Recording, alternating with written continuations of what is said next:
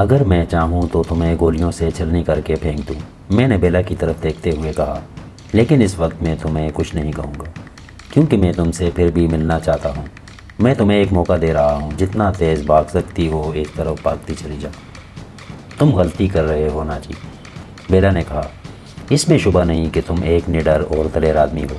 ناگراج سے دشمنی مول لے کر تم نے اچھا نہیں کیا، لیکن اگر تم چاہو تو یہ دشمنی دوستی میں بدل سکتی ہے۔ ناگراج کے ساتھ رہ کر تم عیش کرو گے۔ اس سے پہلے میں اپنا ارادہ بدل دوں تم بھاگنا شروع کر دو، میں نے کہا، اور اس کے ساتھ ہی رائفل کا رخ نیچے کر کے ٹریگر دبا دیا۔ کہانی میں آگے بڑھنے سے پہلے تمام نئے آنے والے دوستوں سے گزارش ہے کہ چینل کو سبسکرائب کریں اور گھنٹی کے بٹن کو دبا دیں تاکہ تمام نئی آنے والی ویڈیو کے نوٹیفیکیشن جلد آپ کو مل سکیں۔ تو چلتے ہیں کہانی کی طرف۔ اس سے پہلے کہ میں اپنا ارادہ بدل دوں تم بھاگنا شروع کر دو، میں نے کہا، اور اس کے ساتھ ہی رائفل کا رخ نیچے کر کے ٹریگر دبا دیا۔ گولی بیلا کے پیروں کے قریب زمین پر لگی۔ بیلا کے منہ سے چیخ نکل گئی اور وہ اچھل کر کئی قدم پیچھے ہٹ گئی۔ بھاگو، میں چیخا۔ بیلا نے مڑ کر ٹہران کی طرف دوڑنا شروع کر دیا۔ چند لمحوں بعد ہی وہ تاریکی میں غائب ہو گئی۔ میرے پیٹ اور سینے میں اب بھی آگ سی لگی ہوئی تھی۔ شراب اب دماغ کی طرف چڑھنے لگی تھی، تھوڑی ٹھنڈی ہوا بھی اثر انداز ہو رہی تھی۔ میں سر کو جھٹکتا ہوا ایک طرف دوڑنے لگا۔ ایک جگہ رک کر رائفل میں نے جھیل کی طرف اچھال دی۔ اس کی مجھے ضرورت نہیں تھی، اپنی حفاظت کے لیے بیلا کا پستول ہی کافی تھا۔ بیلا کو مارنے کا کوئی فائدہ نہیں تھا اور اس کو ساتھ لے کے پھرنا بھی خطرے سے خالی نہیں تھا۔ وہ بہت عیار اور چالاک تھی، کسی بھی وقت کوئی ایسی حرکت کر سکتی تھی جو میرے لیے نقصان دہ ثابت ہوتی۔ میں ایک پہاڑی پر چڑھ گیا، دوسری طرف دور دور تک پھیلی ہوئی روشنیاں دکھائی دے رہی تھیں۔ میں سانس درست کرنے کو چند لمحے رکا اور پھر پہاڑی پر اترنے لگا۔ میں سادھو کے بھیس میں 3-4 دن تک شہر میں آزادی سے گھومتا رہا تھا اور مجھے راستوں سے اچھی خاصی واقفیت ہو گئی تھی۔ میں شہر پہنچ کر آسانی سے اچال شوار مندر کی طرف جانے والا راستہ تلاش کر سکتا تھا۔ میں نے بیلا والے کاٹیج میں ٹیلی فون توڑ دیا تھا۔ میرے فرار کی اطلاع فوری طور پر شہر نہیں پہنچ سکتی تھی۔ میں پہاڑیوں پر دوڑتا رہا اور پھر ایک پہاڑی پر پہنچتے ہی رک گیا۔ بلندی پر تھوڑے تھوڑے فاصلے پر کچھ بتیاں نظر آ رہی تھی۔ میں غور سے اس طرف دیکھنے لگا اور پھر میرے ہونٹوں پر مسکراہٹ آ گئی۔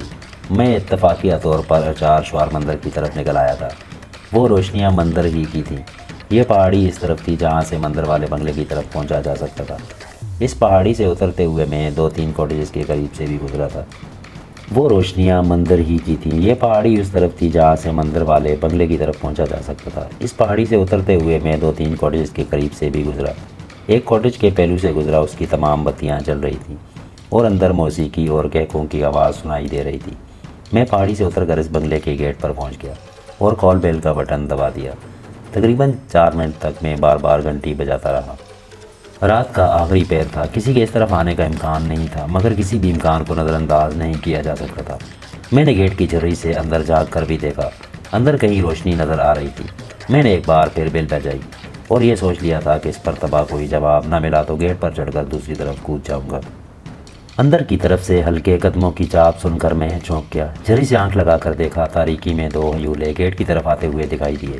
دونوں ہیولے مزید قریب پہنچے تو میں سیدھا ہو گیا۔ کون ہے؟ ایک نسوانی آواز سنائی دی۔ یہ سمتری تھی۔ میں ہوں، دروازہ کھولو، میں نے جھری سے منہ لگا کر سرگوشی میں جواب دیا۔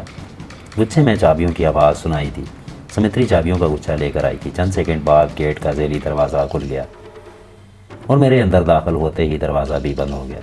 سمتری کے ساتھ چھمیاں تھیں۔ مجھے دیکھ کر ان دونوں نے اطمینان کا سانس لیا تھا۔ وہ اندھیرے میں میری شکل نہیں دیکھ سکتی تھیں، اس لیے وہ اندازہ بھی نہیں لگا سکتی تھیں کہ میں کس حال میں ہوں، لیکن اندر کمرے میں آتے ہی وہ دونوں مجھے دیکھ کر اچھل پڑی۔ ایک تو میری مونچھیں اور داڑھی غائب تھی، مستضاد میرا حلیہ بگڑا ہوا تھا، ناک اور ہونٹ پھولے ہوئے تھے، خون جمع ہوا تھا، چہرے پر مار کے نشان بھی نظر آ رہے تھے، چوگا پھٹا ہوا تھا، پیشانی پر ابھرا ہوا گھمڑ بھی صاف نظر آ رہا تھا۔ 10 بجے تک تم نہیں لوٹے تو مجھے کسی گڑبڑ کا شبہ ہو گیا تھا۔ چھمیا نے میری طرف دیکھتے ہوئے کہا، کیا ہوا تھا؟ کس سے مدبھیڑ ہو گئی تھی؟ لگتا ہے تمہیں اچھی خاصی چوٹیں لگی ہیں۔ ہاں، میں نے جواب دیا۔ کم بختوں نے جسم کا جوڑ ہلا کر رکھ دیا ہے، پورا جسم پھوڑے کی طرح دکھ رہا ہے۔ میں نے ہاتھ میں پکڑا ہوا پستول بستر پر پھینک دیا اور بایاں کندھا سہلانے لگا۔ بیٹھو بیٹھو، یہاں بیٹھو۔ چھمیا نے مجھے پکڑ کر کرسی پر بیٹھا دیا۔ میری حالت دیکھ کر دونوں کی آنکھوں میں وحشت سی اتر آئی۔ میرے پورے جسم پر نیل پڑے ہوئے تھے۔ یہ کیا ہوا؟ چھمیا سچک اٹھی۔ لگتا ہے وہ کئی آدمی تھے، جنہوں نے تمہیں بے دردی سے مارا ہے۔ ہاں، وہ کم وقت لکھن واقعی کئی آدمیوں کے برابر تھا، میں نے کہا۔ لکھن چمیا اگلا کر رہ گئی۔ تم اس کے ہاتھوں سے کیسے بچ گئے؟ وہ تو درندہ ہے، اس کے ہاتھ سے تو آج تک کوئی بھی زندہ نہیں بچ سکا۔ لگتا ہے تم ان میں سے بہت سے لوگوں کو جانتی ہو۔ میں نے سر اٹھا کر اس کی طرف دیکھا۔ بہرحال وہ اس وقت میری طرح اپنی چوٹیں سہلا رہا ہوگا، زندگی بھر یاد رکھے گا کہ کسی مرد کے بچے سے پالا پڑا تھا۔ اوہو، چمیا کے منہ سے بے اختیار نکلا۔ پھر وہ سمتری کی طرف دیکھ کر بولی، ہلدی اور کڑوا تیل گرم ہو تو اسے مالش کی جائے، ورنہ تکلیف بڑھ جائے گی۔ دونوں چیزیں کچن میں موجود ہیں، میں ابھی گرم کر کے لاتی ہوں۔ سمتری نے جواب دیا اور پھر بولی، گروجی کو اطلاع دے دی جائے، وہ بہت پریشان ہیں۔ نہیں، پنڈت کو ابھی بحران مت کرو، صبح اطلاع دے دینا، اور تیل گرم کرنے سے پہلے مجھے ایک کپ چائے دے دو۔ کم بخت نے شراب کی پوری بوتل میرے پیٹ میں ڈال دی تھی۔ عجیب سی کیفیت ہو رہی ہے، میں نے کہا۔ سمتری کمرے سے باہر چلی گئی اور چمیا میرے جسم پر لگنے والی چوٹوں کا جائزہ لینے لگی۔ میرا خیال ہے ٹھوکریں اور گھونسوں سے 2-3 جگہوں سے میرا گوشت اندر سے پھٹ گیا تھا۔ چمیا کسی ایسی جگہ پر ہاتھ لگاتی تو میں تکلیف سے کرا اٹھتا۔ چمیا نہ صرف میری حالت سے پریشان ہو رہی تھی بلکہ ان لوگوں کو بھی کوس رہی تھی جنہوں نے میری یہ درگت بنائی تھی۔ لکھن کو تو وہ منہ بھر کر گالیاں دے رہی تھی۔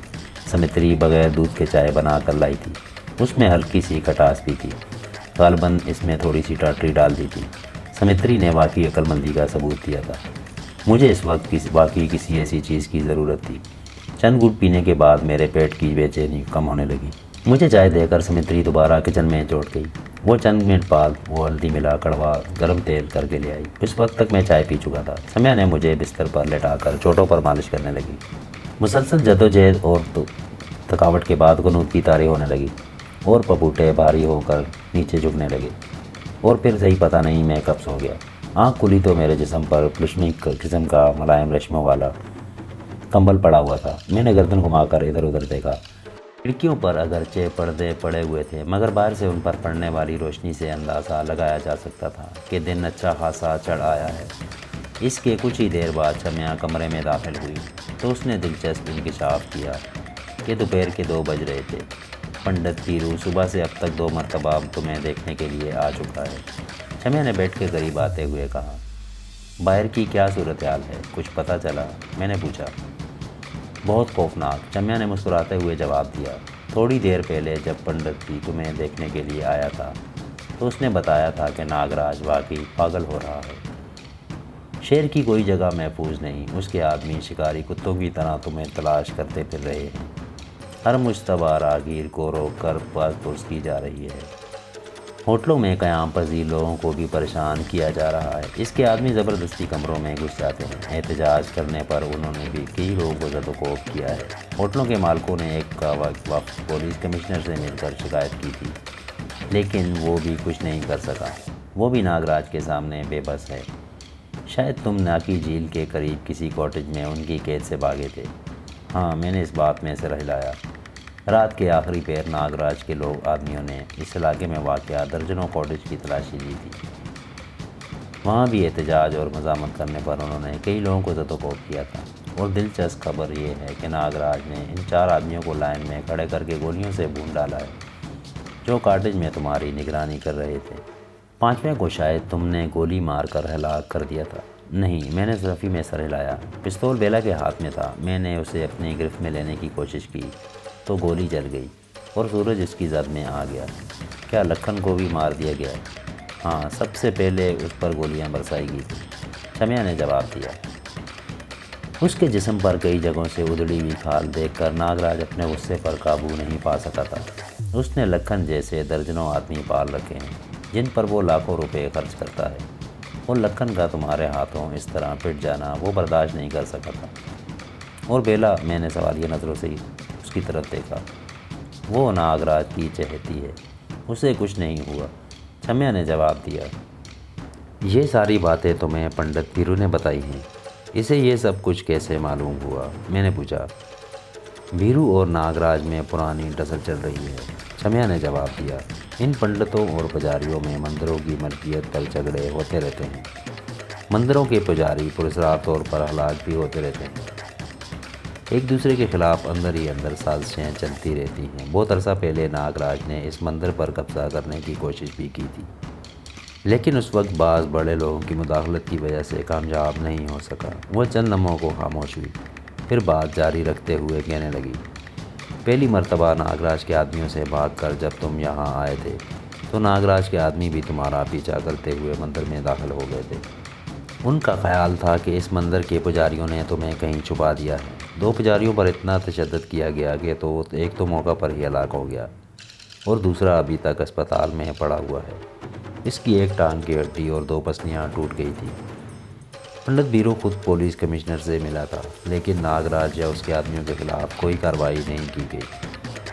اس وقت سے بیرو ناگراج سے کچھ اور خار کھائے بیٹھا ہے۔ وہ ہر قیمت پر اسے شکست دینا چاہتا ہے۔ وہ خود تو سامنے نہیں آ سکتا، اس لیے اس نے تمہیں یہاں پناہ دی ہے۔ اس کے آدمی ہی تھوڑی دیر بعد اسے کوئی نہ کوئی خبر پہنچاتے رہتے ہیں، اور پنڈت بیرو کے خیال میں ناگراج کے جاسوس بھی اس مندر میں موجود ہوں گے، اس لیے وہ کچھ محتاط رہتا ہے۔ اس کا مطلب ہے کہ کسی جگہ یہ ناگراج کے آدمیوں کی نظروں میں آ سکتی ہے۔ نہیں، چھمیا بولی، بیرو کے صرف 3-4 آدمی ہی مندر کے نیچے سرنگوں سے واقف ہیں، اور بیرو کے کہنے کے مطابق وہ جان تو دے سکتے ہیں مگر زبان نہیں کھولیں گے۔ اور یہ بنگلہ تو ویسے بھی بالکل الگ تھلگ لگتا ہے۔ اس کی دیواریں بہت اونچی ہیں، باہر سے دیکھا نہیں جا سکتا اور کسی قسم کا شبہ بھی نہیں ہو سکتا۔ بیرو کے خیال میں یہ ہمارے لیے بہترین اور محفوظ جگہ ہے۔ وہ چند لمحوں کو خاموش ہوئی، پھر بولی، اب تم منہ ہاتھ دھو لو، کھانا تیار ہو چکا ہے۔ تمہارے انتظار میں نے اور سمتری نے بھی ابھی تک کھانا نہیں کھایا۔ میں نے اٹھنے کی کوشش کی تو بے اختیار کرا اٹھا، جسم کا جوڑ جوڑ دکھ رہا تھا۔ چھمیا نے مجھے سہارا دے کر اٹھایا اور باتھ روم کے دروازے تک لے گئی۔ باتھ روم میں سب سے پہلے میں نے آئینے میں اپنی صورت دیکھی اور چونک گیا۔